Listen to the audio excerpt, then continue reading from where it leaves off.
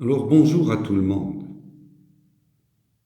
Je voudrais revenir à l'exercice 10 de la fiche numéro 4 et surtout à sa solution, qu'il paraît que plusieurs étudiants parmi vous n'ont pas compris cette solution.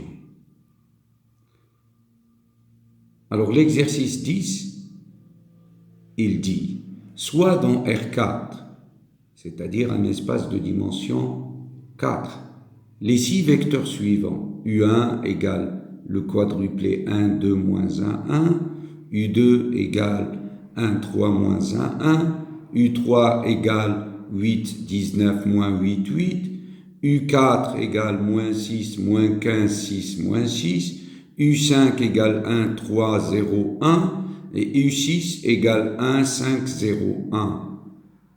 Posons S égale la partie de R4, bien sûr, qui est formée de ces 6 vecteurs U1, U2, U3, U4, U5, U6. La première question, trouver une base de vecteur S. La deuxième, exprimer chacun des autres vecteurs dans cette base. Alors la première chose que vous devez remarquer en utilisant votre cours, c'est pourquoi j'insiste toujours sur le cours, c'est que S contient 6 vecteurs et S est contenu dans un espace vectoriel qui est R4 de dimension 4. Donc par conséquent, S est une partie liée. Surtout, il ne faut surtout pas aller chercher que S est une partie libre. Non, il ne peut jamais être libre. D'accord?